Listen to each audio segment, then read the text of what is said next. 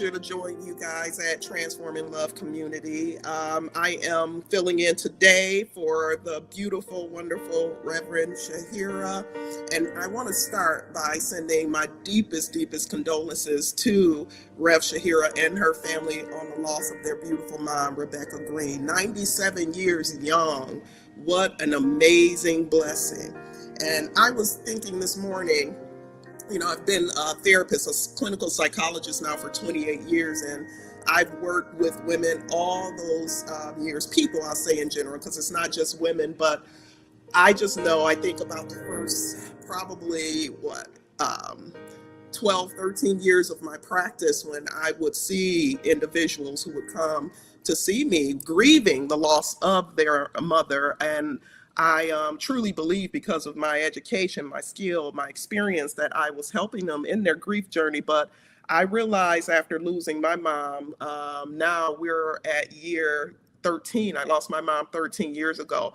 And even though I had been counseling people for all those years prior to that on grief and helping them navigate the grief of losing their mom, it wasn't until I lost my mom myself that I realized the just indescribable, the visceral impact of losing a mom and what that does for us. And this morning, as I thought about it, you know, I thought about how it's one of the most sacred experiences, simultaneously the most saddest but sacred experiences that we can experience in our lives. And those two things can definitely be true. It's sacred, and it's definitely a very sad situation. So we want to send our love and cover Shahira, Reverend Shahira, and her family with our love and our thoughts and our prayers this morning. And we have something that we want to just share with the family as you guys are logging on. And I see the familiar faces coming on. Hello, everyone. We're just going to share just a tribute to the beautiful Rebecca Green.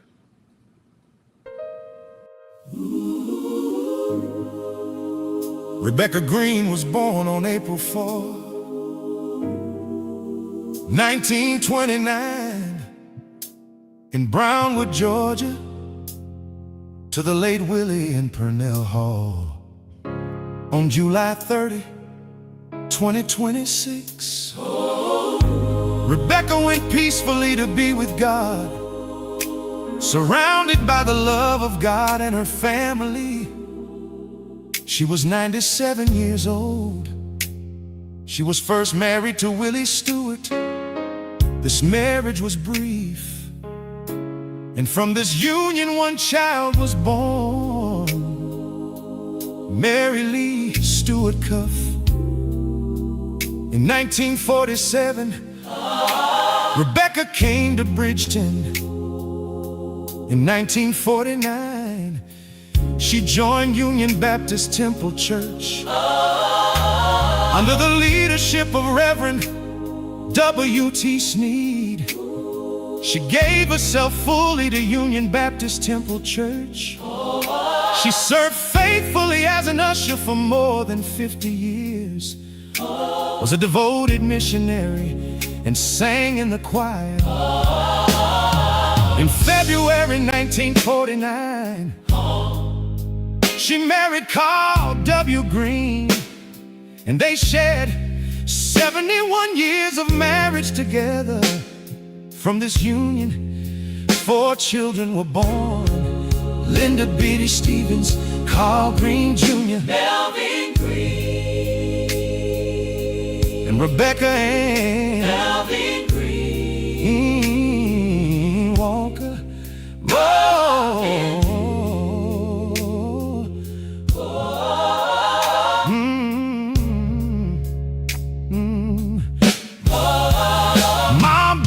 Was a woman of beauty and grace.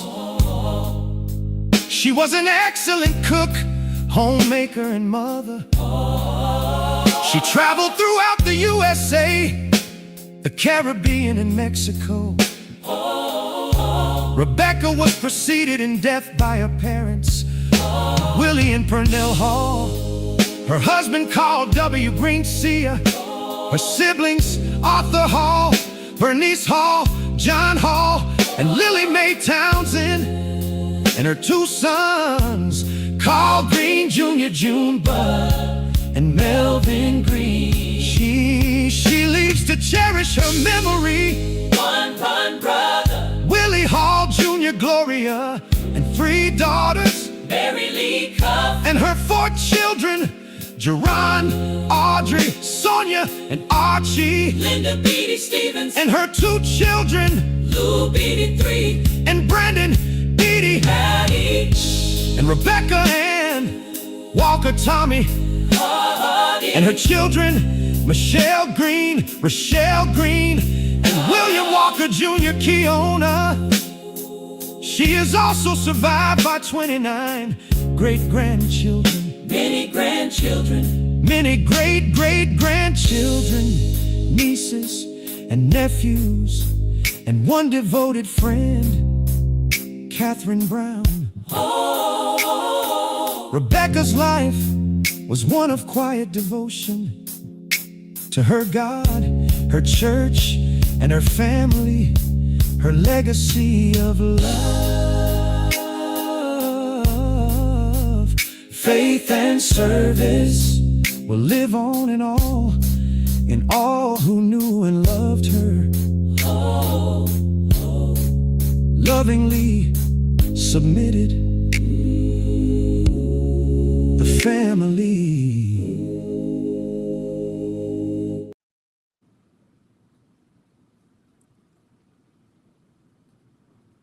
Wow.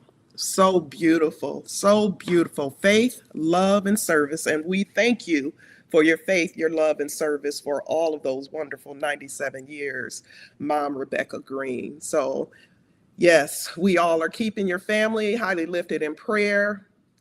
And we're going to, and this is the time, as many of you know, after the service, after things settle down and quiet down, that, the family will be needing us more than ever. So I do encourage us all, as I know this Transforming Love Community family, it needs not to be said. I've watched you guys over the years and how you envelop each other and really cover each other and support each other. And there's nothing like that type of community. So thank you again for that beautiful, beautiful tribute. So we're going to switch gears now, and we're going to talk about what we're here for. So I was so excited when this topic came up, because those of you who follow me know that this is near and dear to my heart when we talk about just the whole ideal of quantum leaping and becoming a vibrational match to the life you desire, becoming that vibrational match. So as I was preparing for today, and I have many notes over here, so you may see me looking over here, but you guys know me, I'm gonna just do whatever the Spirit moves me to do during this talk. When I was thinking how this past January, I hosted a sold out manifestation workshop. I have been doing and really teaching on vision boards long before we even called them vision boards. Many years ago, I started attending Unitarian church, and I'm talking in my mid-20s when I started feeling this need to really just dig deeper. I was born in the church, went to church with my family every Sunday, but there was still just this overwhelming feeling that I was missing out on something. And then I started to study just many different practices, which is, I know Reverend Shahira always shares the story about how we met and how we came to be, because there's like-mindedness there in the openness of really just exploring different practices that we can bring into our lives and into our community and the people we care for, to help make our lives just even more just sustainable, but to help navigate the difficulties of this human existence, but not just navigate the difficulties, to rise above them and to tap into something even bigger. And so when I started doing workshops on vision boards, my first introduction came probably over 20 years ago. I think it was called mind mapping at one point. And then it went on and it was called not vision board, but dream boards. I mean, it's had many different names, but the whole premise has remained the same. And when I decided to put on probably my largest, this was my largest vision board manifestation workshop this past January. It was just a couple weeks before that I decided to scrap what I typically do in these workshops, which is, encourage the individuals to make boards at that time. Because what I've come to notice over the years is, especially as we increasingly talk about this whole ideal of manifestation, it's become a mainstream term that we couldn't say was the reality 20 years ago. People have tons of books on manifestations. They do the manifestation retreats and workshops and things of that sort. And the vision boarding, which has kind of blown up over the past decades in individuals becoming more familiar in vision boarding and what that does. But what I started to notice as a psychologist is that more and more people were attributing their ability to manifest to these items, to things outside of themselves. They were creating these vision boards, and in their mind, they create the vision board. It means, okay, now this stuff is going to manifest. And as I started to see this increasing just premise of individuals believing that it wasn't an internal thing, it was creating this board and, okay, let the magic occur, I knew that we needed to get back to the basics of really helping individuals understand that the ability to manifest resides within. It does not reside in an object, in a vision board. It does not reside in this retreat you want to attend or this book you want to read. All of those things are amazing and they have their value, but they are tools. They are not the transformation. And so today, what I want to bring to you guys is, using my framework of the Bloom 7 steps, I want to really discuss how we can truly start to manifest the life that we desire by tapping into ourselves and realizing the power that we possess within to do that. So we're going to go on a ride, and feel free. I'm looking at your comments, and if you have, I was a college instructor for 12 years, so I'm really big about taking notes, but you can always replay this and take your notes as well. But if you have questions, bring them up, because I want this to be this whole discussion to be experiential, but also interactive as well. So we're going to go through the 7 steps of my framework, and we're going to talk about how you can utilize each one of those steps to align, to tap into your power of manifestation and align with the life that you desire for yourself. So the first step of our Bloom 7 steps process is rediscovering you.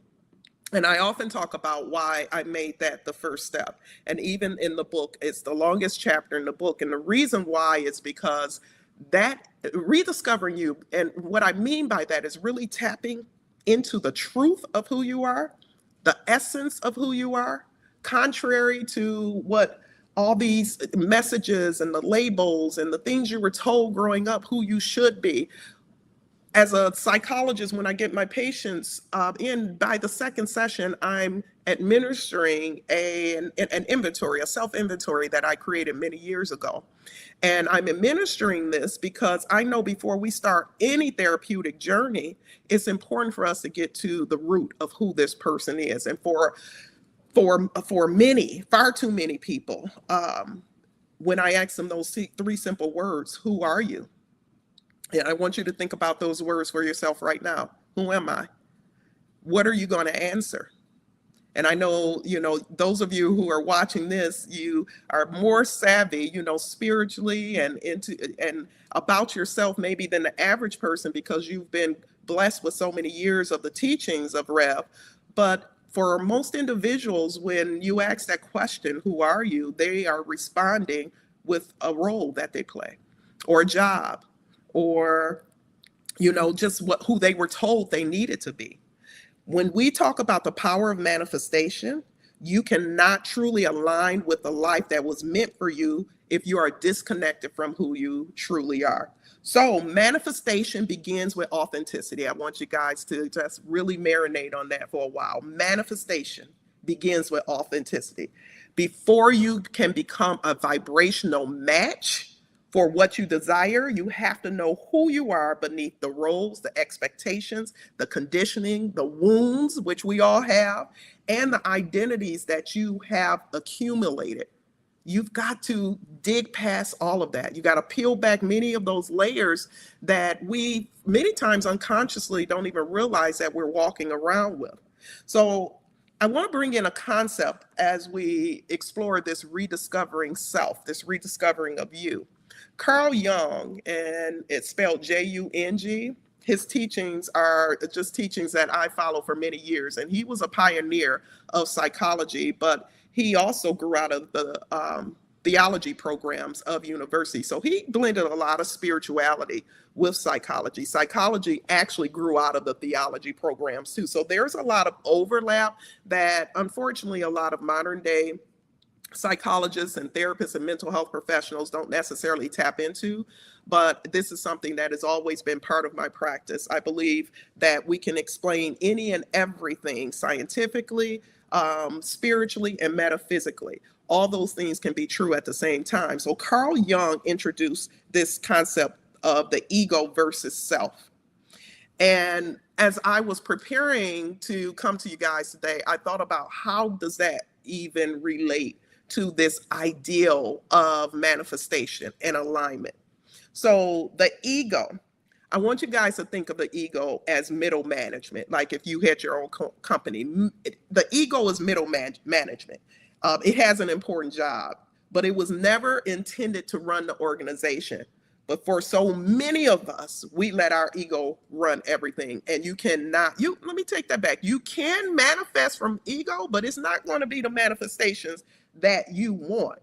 The ego is our human incarnation. The ego is what we are living this human existence, the lens we're experiencing this human existence from. The self, however, the self is spirit. The self is God consciousness. The self is all knowing. The self is that part of us that just never dies. Even it comes into this earth, when we enter into this earthly realm and we take that self, that spiritual self, that consciousness, that God consciousness with us when we leave as well. So middle management is the ego. The self is the CEO of the company. But for so many of us, we flipped it. We flipped that organizational flow chart and we're letting our ego run us. And that's why there's so much of the despair, the discord, just the disharmony that we see here in this human existence. But the beautiful news is that the self never leaves us, and it's just about us tapping back into us. So self is spirit. As I mentioned, it's the consciousness that we enter this world with, and it's the consciousness that goes with us when we exit this plane. And both of these exist simultaneously. They're meant to exist simultaneously because that's what gives the context to this human existence we're having. But when you think about the ego as it relates to who are you, the ego is the one that's about comparison, proving yourself. It's about fear. It's about this external validation. And our job is not to destroy the ego, but to become observers to the ego. Think about just maybe some difficulties you're having in your life and what emotions may come out with those or up with those difficulties at this time. And it's not to, again, the ego we want it to exist because it really helps us to expand even our conscious awareness here.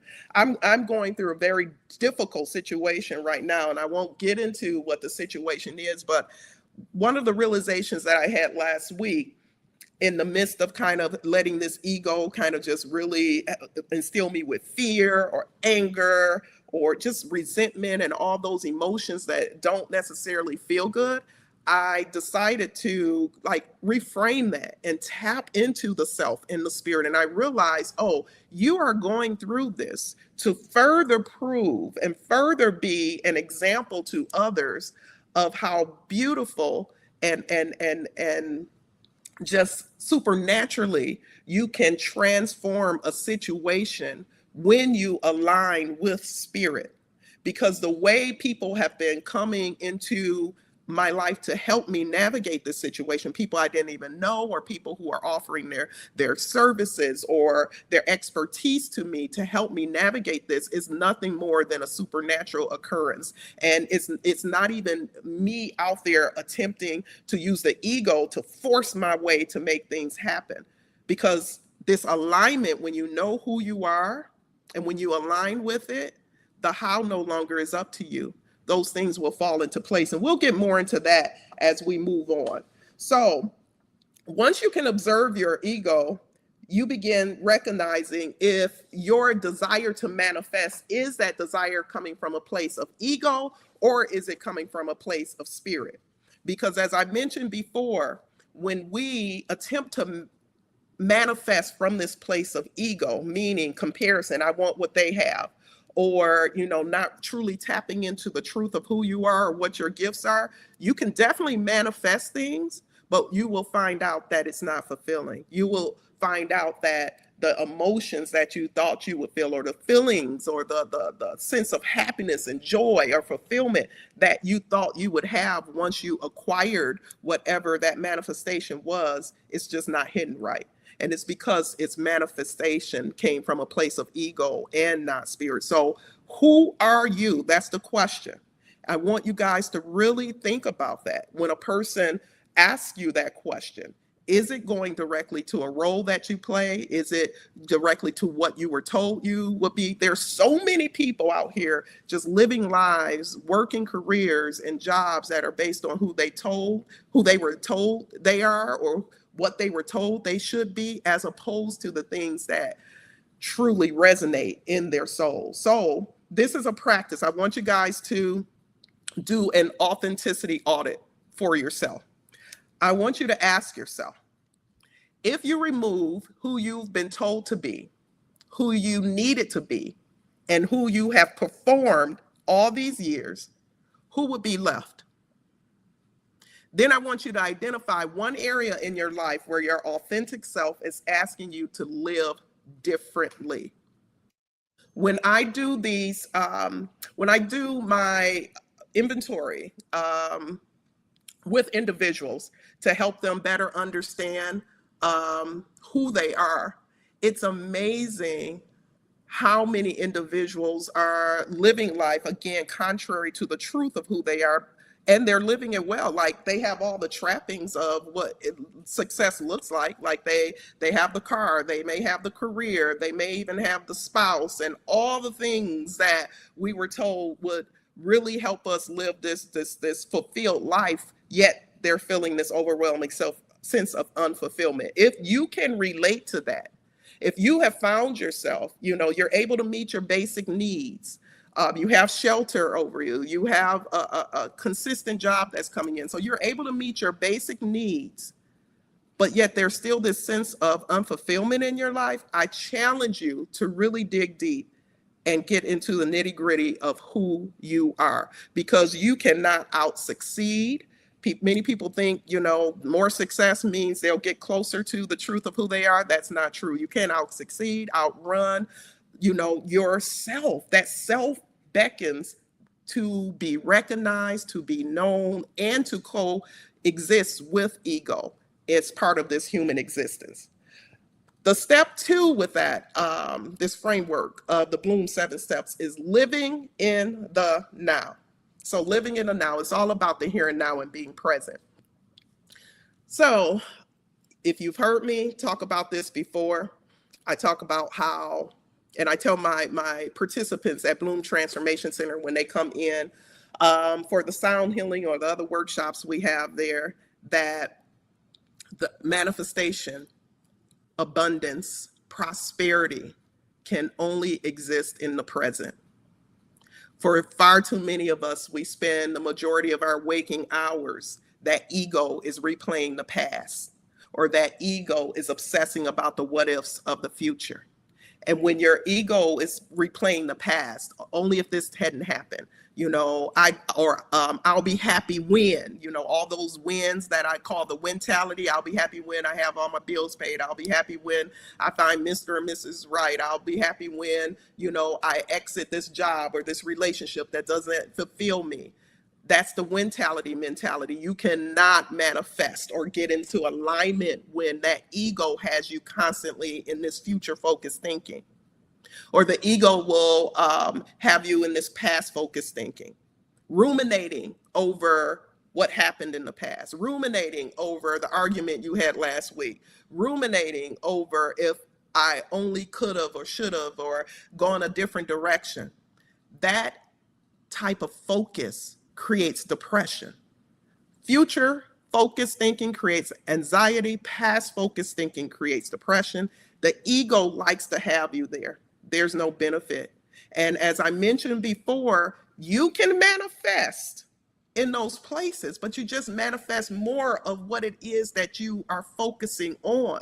So if you are obsessing about the future, you're going to manifest more things to obsess about. If you're ruminating about the despairs of the past, you're going to manifest more rumination about those things. Prosperity, abundance, beauty, alignment is in the here and now, and that's where spirit, that's where self comes in.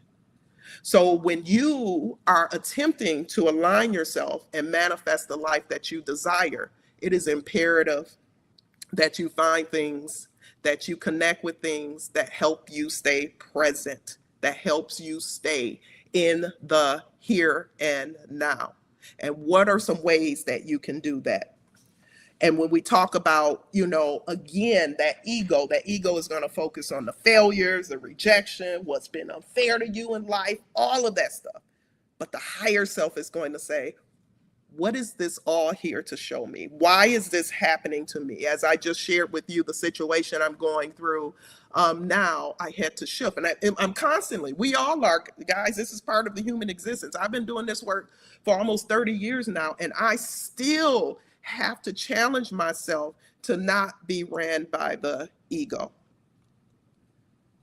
And the tools, these are the tools I'm giving you so you can rise above that ego and connect with your higher self.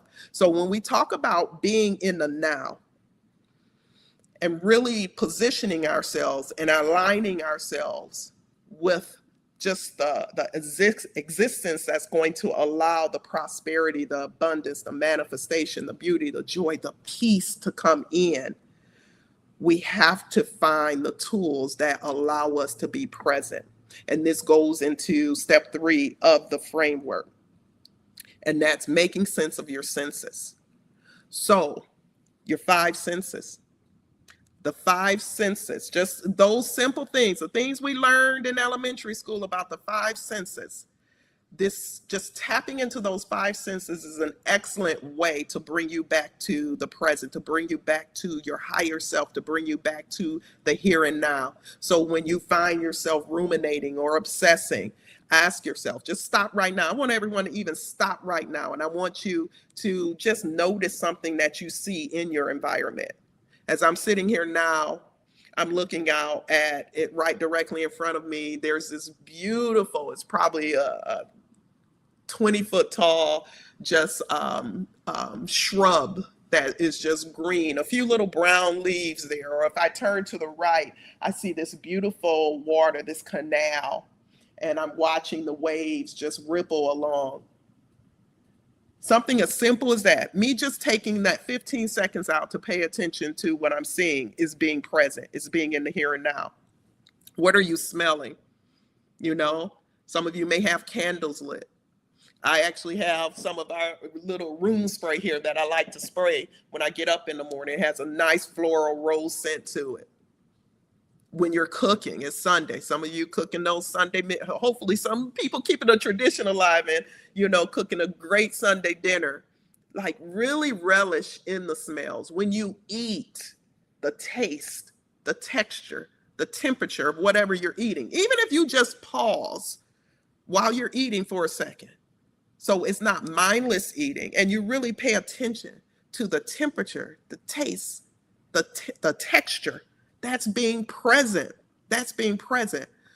what's the other ones? Hearing. What are you hearing right now? Music is just a great sound, is a great way to just bring you present, which is one of the reasons that I believe our sound healing meditation at Bloom Transformation Center has been just so well received by the community, because sound is the first sense that comes on board in utero.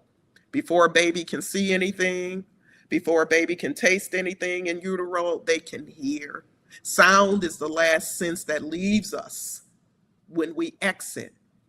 It's nothing more than vibration. So putting on sounds, I was at a concert this past Wednesday night, and it was just so, at the Aretha, which formerly known as Shane Park, but the Aretha, but just all the senses there. You're looking at the water, you're feeling the breeze, you hear the sound, all of those beautiful things there, just, you feel so present. And this is why we are drawn to just experiences. We think we're drawn to, people talk about going on vacation, right? Oftentimes people, I'll watch posts where people are vacationing, and then the last day they'll say, okay, back to reality. But I truly believe one of the reasons that people are so tapped in and tuned in on vacation is because that's one of the few places people give themselves permission to actually be present. To actually being present, where we can give ourselves permission to be present 24/7. We have to reframe this and get rid of this ideal that being in the here and now, or being present or being tapped in, requires us again to go somewhere, to go to a destination, or is outside of ourselves. So really tapping into your senses. I think touch is the other one. Touch, we know science and studies continue to show the healing power of even touch. And that can be just a hug from someone that's being present. That can be wrapping your favorite throw cover around you and just really relishing in how that feels against you. A warm, hot bath. So whatever you can do to tap into your senses is going to help align you with yourself and open up that channel and that pathway to allow all that manifestation and abundance to come in. So those are the step 3 is making sense of your senses. So those are tapping into your 5 senses. The more we do that, I'm living proof of this. The more we tap into these 5 senses, the more we allow ourselves to be in the here and now, the more that sixth sense that we aren't taught about in school, but we all have and we all know about, that sixth sense of intuition, of knowing and not even knowing how you know, the more that strengthens for you, the more it strengthens. And it's amazing, the more we practice this stuff, just the more supernatural life becomes. I was just sharing with someone this morning how I thought of someone I knew last week. Let's just say on a Monday, I thought of a woman I hadn't spoken to in probably over a year. And we've met each other a few times, had coffee once. And I thought about her. The very next day, I was speaking with someone who was having some challenges going on. And they were looking, just for someone who could possibly help maybe navigate them career-wise in a different direction. And at that moment, the woman I thought about the day before, I realized, oh, wow, that this person actually held a position in a place that was very, comparable to what this person was looking for.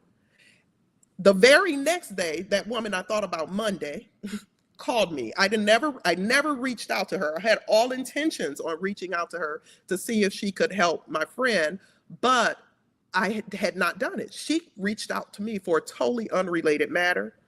I brought the situation up and she said, oh my God, we are looking for someone for that exact same position. Please, have them send me their information. And if that wasn't amazing enough, yesterday I had a speaking engagement. And as soon as I came in a speaking engagement and sat and prepared myself for my segment, this woman walks in. And it was just like, further confirmation that when we are operating from this sense of self, that life just becomes beautifully, beautifully just orchestrated to work in our favors. So that's the making sense of your senses, step 3. There is another component to this making sense of your senses, and this is really recognizing and tapping into our emotions as our internal guidance system. So when we talk about manifestation, I briefly discussed as we started this morning how I was very intentional about not creating vision boards in my latest workshop because there's just been this heavy reliance on it's these outside things that are going to produce our manifestations and not our internal experience and our internal world. So I want you to think about, want everyone listening now to think about something, one thing you want to manifest in your life, whatever that may be. I want you to think about it. And now I want you to ask yourself, what is the emotion, the emotional state that you believe, that you envision, that you see yourself experiencing when that thing actually happens? I have people oftentimes telling me they want to manifest a new house or a new car, and manifestation, there is objects. There's nothing wrong with that if you want to just really attach yourself with things. I like nice and beautiful things. When I kind of envision and had an image on my vision board of a house very similar to the one that I'm living in now, but it's not the thing that you want. This is where I want to challenge each and every one of us. And this is the realization I had many years ago upon just really starting to delve into this whole concept of manifestation. It's not the things. The things represent something, but it's actually the emotional state that we believe having these things are going to bring us.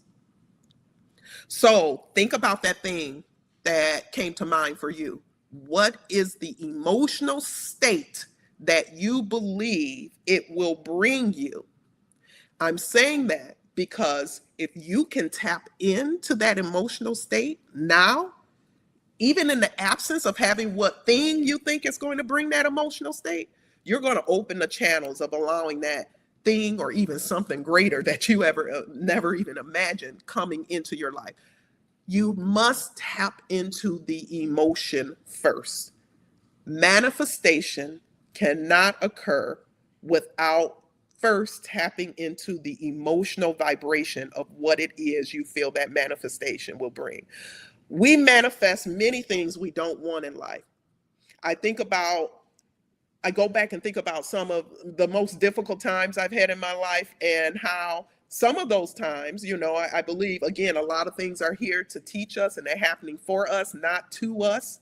But if I'm going to be honest, there's a lot of things that I can look back on and say that it was my emotional state at that time, one of fear or despair, that channeled in a manifestation that I did not want.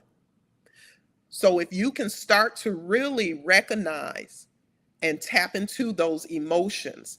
I go back to thinking when I was in undergrad, I had my son in undergrad, and I moved into a home that my parents owned. I paid my parents rent for this home because now I had my family, and it was in the hood, a home in the hood. And I remember I would put decorative flags out around the holiday. I mean, you would have thought that this house was like in some suburban, probably more desired zip code area.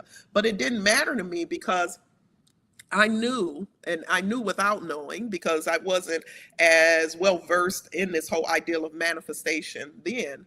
But I was very intentional about aligning with just an existence and an emotion as if I were acting as if I were in that more desired area. So this home, like I said, was in the hood. It was a very, high crime area. And to top it off, we were literally right off the freeway. So I would hear cars like all night long passing, trucks and cars and horns honking. And I remember telling myself that I was going to start imagining that the cars wisping by were actually waves. And so the freeway for me, I'm like, nope, that's water next to me. that's a, I'm listening to water, I'm not listening to cars going by. And, as foolish as that may sound, the emotion, instead of being kind of disturbed by the noise pollution going on, instead of being irked by the horns blasting, I was able to find some sense of peace within myself.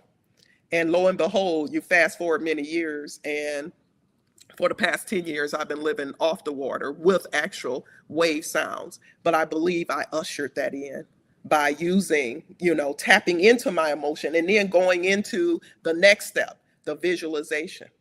So step 5, or step 4, I should say, is all about the visualization. I want you to combine 3, 4, and 5 of this framework, steps 3, 4, and 5. This is where the magic really, really occurs. Tapping into your senses, making it sensitive to your senses. Step 4 is the visualization. I want you to start in your mind's eye, really devising an image of the life you want for yourself. Like even now, close your eyes and just picture yourself in that setting with whatever it is that you desire to manifest. See it there. I want you to also tap into the emotion that you're going to feel when that thing materializes in your life. Tap into it now. Like, feel it. It should be some smiles on faces right now. It may be some foot tapping because you're so excited. Tapping into that emotion, seeing it in your mind's eye, is really helping to tap into that higher self. It's putting that ego in its place. It's opening up and inviting the prosperity, the abundance, the manifestation to come in. This is where your real power lies. And then we go into step 5, which is about the affirming it. The affirmations is step 5 of this process. Affirmation. Every word we speak is a vibrational offering. Every word we speak is a vibrational offering. And that vibrational offering goes out and it comes back to us. So I always find it amazing when individuals tell me what it is that they want. And I apologize, I had this on Do Not Disturb, but I appreciate it. I'm getting some great messages from you guys who are listening, but I'm going to put it on, make sure we have this Do Not Disturb on the right setting. So let's see. Okay. So we are good, hopefully. But yeah, every word that we speak offers a vibration. It's a vibrational offering. So I was, again, in thinking about preparing for today, I was thinking about the wind. Because when I say that every word you speak is a vibrational offering, it's a very kind of intangible concept to have. I get it. But when you think about the wind, think about how the wind operates. We can't see the wind, but we can definitely see what it does. I can't see the wind, but I can see these leaves moving in front of me. I can't see the wind, but I can see these waves moving on the side of me. The wind is a vibrational offering. Your words are a vibrational offering. Words are very similar. We may not physically see the vibration leaving our mouths, but words can shift a room. It can change a relationship. It can alter our emotional state. Words reinforce beliefs, influences the direction in which we move. So if your words carry energy, I want you to ask yourself, in what direction are your words moving you in? You cannot say what it is you want to manifest, but your words are contrary to that. You cannot envision this life you want for yourself, but your words are contrary to that offering, that visual offering you are giving. So I want you to really be intentional about the words you use. I oftentimes share the story of a client I had many years ago, and he was a white male, corporate male, very corporate, all the things that kind of go along with that. And he was very worried about losing his job because he was not performing up to par. And so I gave him the assignment that I wanted him to just create 10 affirmations that are contrary to, what he was experiencing. 10 affirmations to affirm, what he wanted. I am performing well at work. I am celebrated in my success at work, whatever those affirmations needed to be. And he came back to me the following week and he said, I can't do that. And I'm like, what do you mean you can't do that? He says that, this whole ideal of affirmation and using these words for this, it just sounds too silly to me. It sounds very silly. Like, who wants to sit up and just rehearse these affirmations? I say, you do it all the time. He said, no, I don't. I told him, I said, every time you come to session, you're telling me, I'm going to get fired. I am, I'm not worthy, I'm not a good husband. Like, he was always offering these vibrational words that were contrary to what he said that he wanted. So in that realization, he realized what he had been offering vibrationally was actually manifesting in his life around him. And the same is true for us all. So the practice that I want you guys to initiate for yourself is to listen to yourself. For one day, maybe choose today, choose tomorrow, but I want you to become an observer of your own language in conversations that you have with others, and most importantly, with the conversations you even have with yourself. And when you hear yourself affirming something you don't want to continue creating, I want you to stop it, I want you to observe it, and I want you to replace it. Because if your words are moving energy like the wind, you've got to be aware of what direction your words are moving you. And then choose a language that is more aligned with the direction that you want to go. So by this point, we have explored who you are, getting to the truth of who you are through that higher self, not through the ego. We have explored living in the now, where your power comes from, the here and the now, not future focused, past focused thinking. We have explored making sense of your senses and how you can observe your emotions and your senses and not allow the ego to run the show. We have talked about visualization, how you're consciously seeing in the direction of what you're desired, and how you're consciously speaking with the affirmations in the direction of what you desire. Now comes step 6. We have 2 more steps to go, step 6 and step 7. Step 6 is the stillness. It sounds contrary, right? Because now we had you guys doing all these things. What do you mean stillness? Stillness, there's so much power in stillness. There's so much power. Even in the practice of yoga, yoga is all about, stretching, getting these poses together. But most yoga teachers I meet say the real power is in the stillness in between the poses. Because once you've aligned all those things we've talked about before, your job now isn't to keep pushing, to keep forcing, to keep grinding, to keep chasing. It's not to keep manipulating. It's not to keep trying to figure everything out. I'm going to tell you guys, for me to master this ideal of stillness is a big deal, because if you know me, it's just, I'm always, you're like,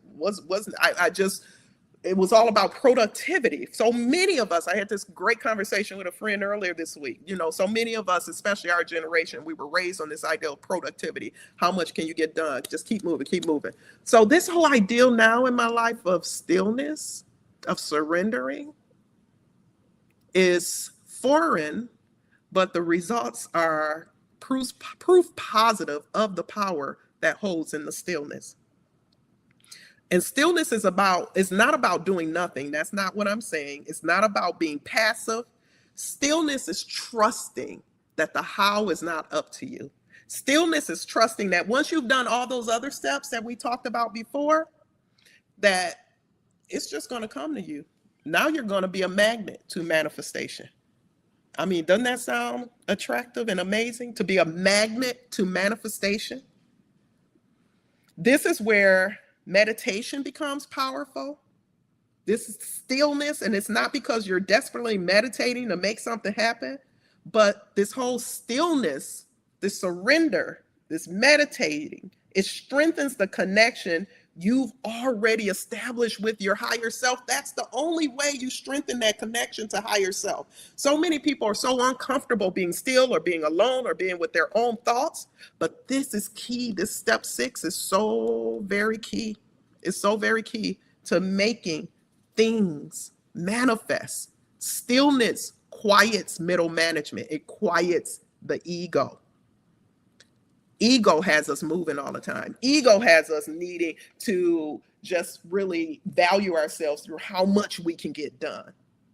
But when we tap into the beauty of stillness, manifestation starts to occur with ease, with far more ease than you ever imagined. When you're operating often, in authenticity, when you're living in the here and now, when you understand and become an observer to your emotions and tap into your senses, when we recognize the beauty of imagination and visualization and the power of our words, manifestation starts to occur with so much ease that it just blows your mind.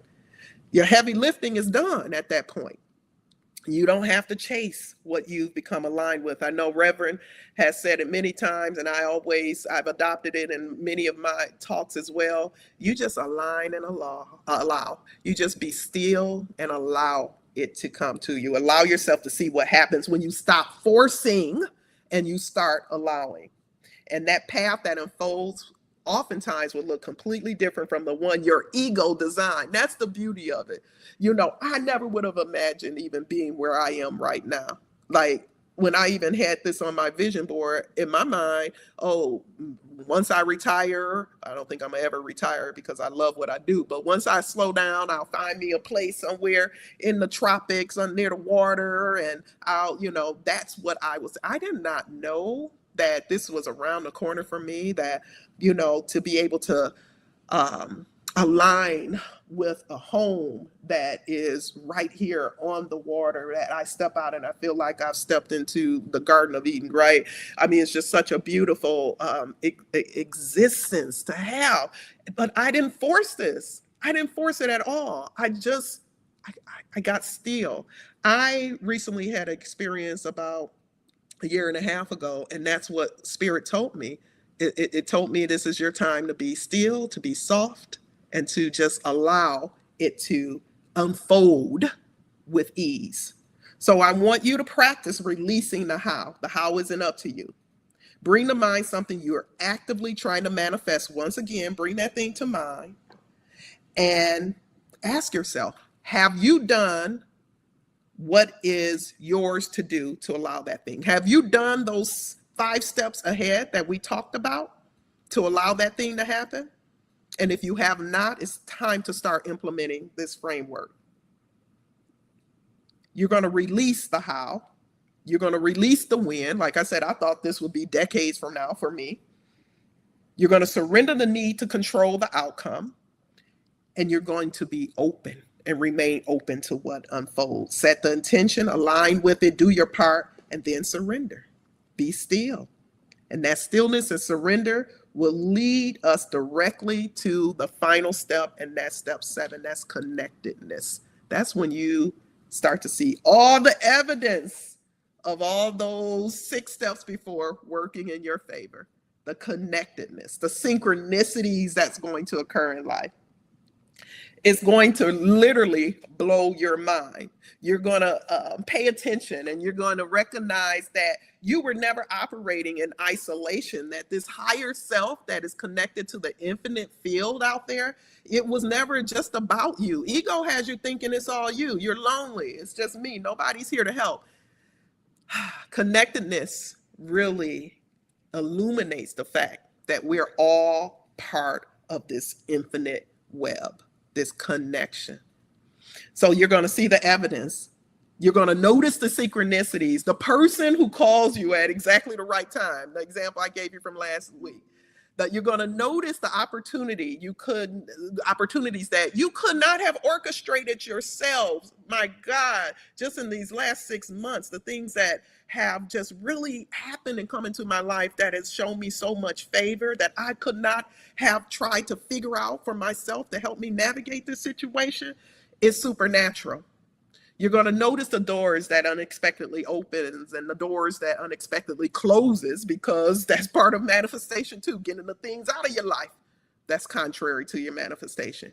You're going to notice how that delay is working in your favor. And you're going to notice how that thing that you thought was rejection is actually redirection. The situations where you realize you were guarded, guided, and protected for something you did not even know was coming. And this is what it's all about, guys.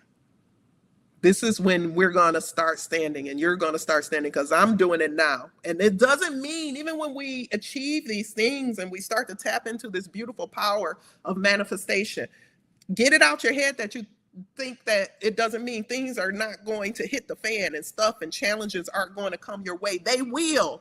This is also a faulty belief that once we tap into this power of manifestation, it means life is going to be perfect. We weren't here to live a perfect life. We were here to coexist with ego to help expand our conscious self.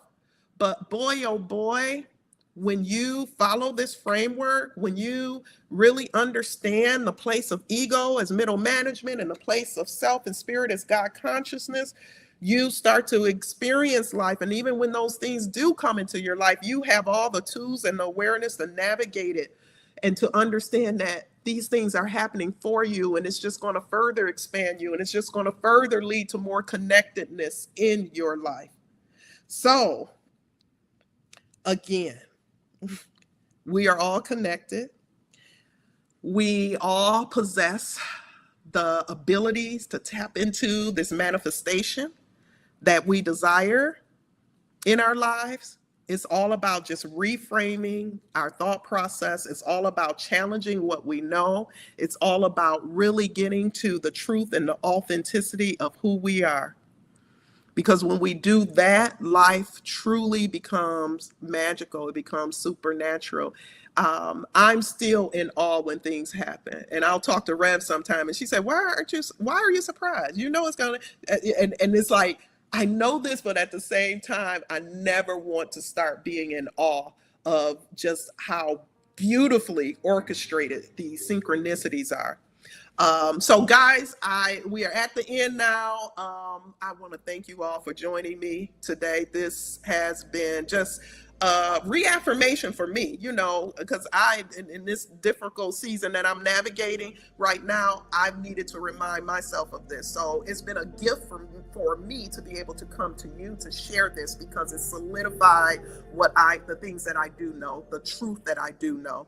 And so I thank you all. And I encourage you to just get out there and live your life in full bloom.